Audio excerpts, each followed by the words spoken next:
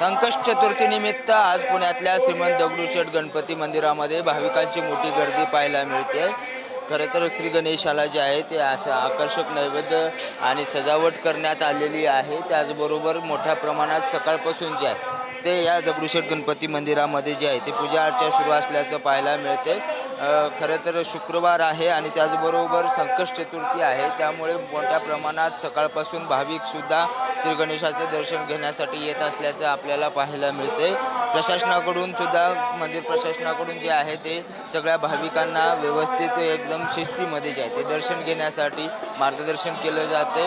आज आकर्षक असा लंबोदरचा जो गणवेश आहे तो श्री गणेशाला चढवण्यात आलेला आहे आणि संकष्ट चतुर्थीनिमित्त प्रत्येक पुणेकर आपल्या श्री गणेशाकडे जे आहे ते आपली भावना व्यक्त करण्यासाठी आज सकाळपासून येत असल्याचं पाहायला मिळते.